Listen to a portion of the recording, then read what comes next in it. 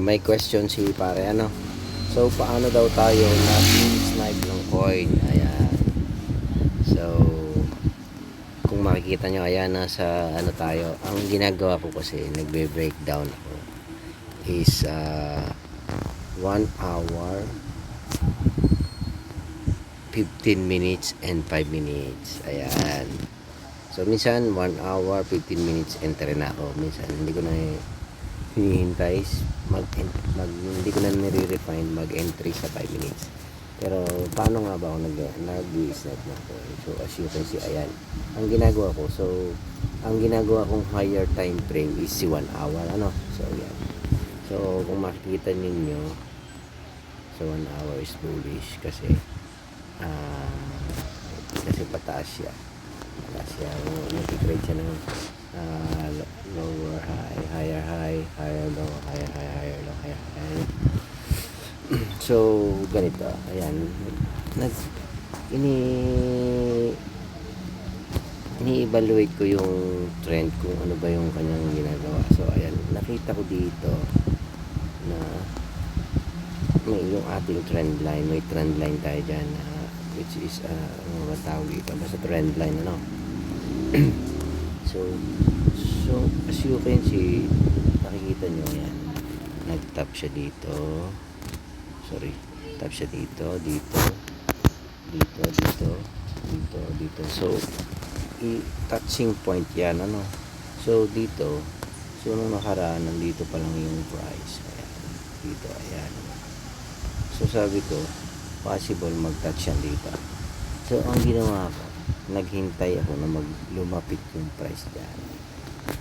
So bumaba ako nung time na lumapat na yung price dito sa aking trend line, nagpunta na agad ako sa aking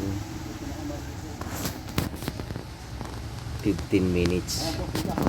So ayan. So kung makikita ninyo, so huwag nyo mong pansin yung entry ko, explain ko muna sa inyo. So kung makikita ninyo, ayan, nag-entry ako dyan. So ano ang aking unang-una, nag-tap sa aking trend line ano.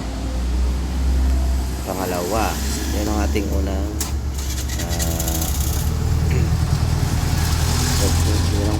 yung una nating ano. So pangalawa, yung aking ginagamit na indicator, ayan.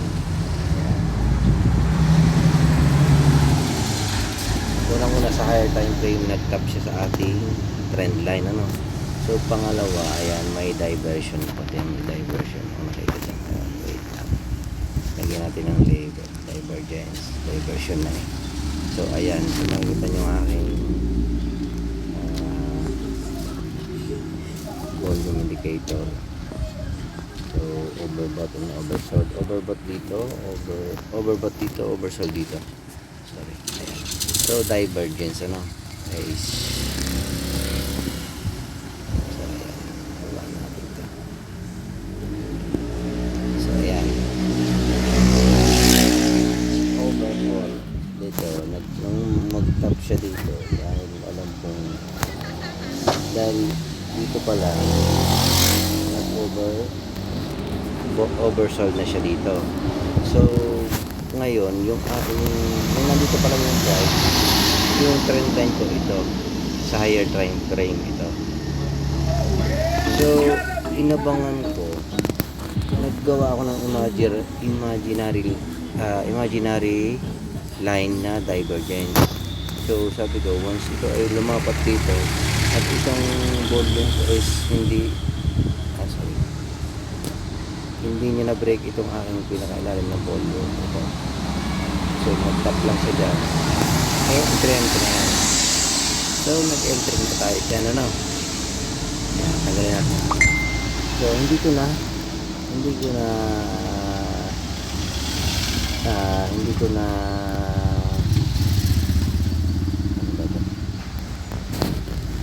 hindi na ako nag-refine dito sa mababa sa aking 5 minutes.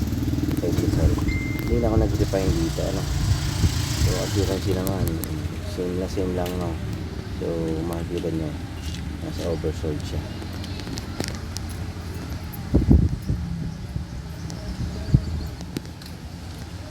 So yan, so balik tayo sa 15 minutes kasi nag-entry na ako sa 15 minutes. Ayan, so saan ba ang tamang pag take profit natin, ano? So as you can see, meron ang label dyan. So unang target dyan is counting lang tayo dito. Ayan, so order flow yan, ano? Hindi ako order flow yan, order flow first target ko yan, sa ilalim lang yan lagi. Hindi ako nagtatarget dito sa order block na to, hindi. Ayan, imbalance, hindi. Dito lang lagi. So pangalawa, if malakas yung pressure at alam mong uptrending pa rin siya, kasi i-check mo lagi siya sa 1 hour. So kung makikita mo, napakalaki ng candle sa 1 hour ito. So possible dahil momentum yan eh, so possible maaabot niya itong ating second entry. So kaya dyan tayo nag-end na take ng profit. So sure kung balik tayo sa 15 minutes. Ayan, so ayan, laging ang aking take profit tayo sa order block. Saan na ba tayo? So ayan, ang tinarget ko ulit dyan is yung ating order flow. So hindi ako lumalampas yan, lagi akong sa ilalim ng order flow. It's either dito o dito. Ayan, so ayan, kaya dyan ako nag-target. Kaya ayan, makikita nyo, napakaganda, no? So divergence lang yung ating ano. So una lagi sa 1 hour ako naghihintay ng mga touching point kung saan siya maaaring lumapat. So baba tayo sa 15 minutes, abangan natin siya doon kung may magandang opportunity na ibibigay. So hindi na tayo naghintay dito. So kung makikita nyo, hindi ko na hinintay yan, kasi dito pa lang sa 15 minutes nakikita ko na ito, divergence na yan. Ayan, and then sinirap ko sa 5 minutes. So kita nyo naman sa 5 minutes yung aking volume, oversold na nga siya. And then nagbigay na agad siya ng isang malaking green candle dito. Pagka entry ko dito sa pagka-close nito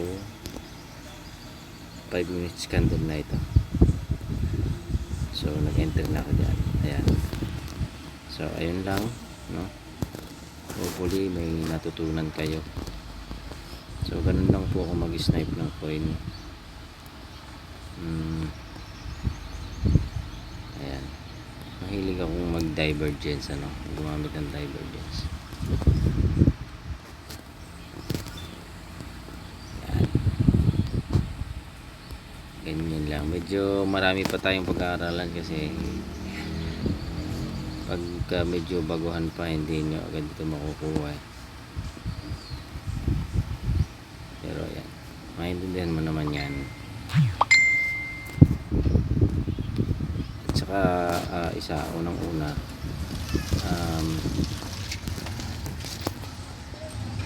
kung baguhan ka lang, dito ka lang lagi sa unang target natin. And payo ko, halimbawa, for example, balik tayo sa 5 minutes, for example, nag-entry ka na dyan, ano, nag-entry ka dyan, so naka-entry ka na dyan. Once yung price ay lumayo, halimbawa for example na break nyo ito na break na yan, yung stop loss mo ay ilagay mo na sa entry point mo, or either it's mag trail stop ka. It's either yung basta may kita ka pa rin kahit pa paano. And sometimes ginagawa ko 75% ng full take profit ko, nag-exit na ako. For example, ang aking 100% ay dito. Minsan nga, ayan, dito halimbawa for example dito pa lang nag-exit na ako. So itong 50% dito sa 75%, ayan, nag-exit na ako dyan, or kumakabig na ako ng counting profit. So yun lang, dalawang malaking tulong. Una nga is secure profit ka sa 75%. It's either hindi man ma-take yung full 100% take profit, at least may 100% ka na. And secondly is yung stop loss mo is ilagay mo sa entry point or trail stop mo na may kita ka para hindi ka lugi. So yun lang pare, ganun lang ako mag-snipe, ganun lang lagi. Pero nag-aaral pa rin, hindi pa rin naman tayo ganun magaling. At hindi naman laging perfect, laging mayroon pa rin matatalo ka, hindi laging panalo, walang ganun, walang straight line. So yun lang, maraming salamat.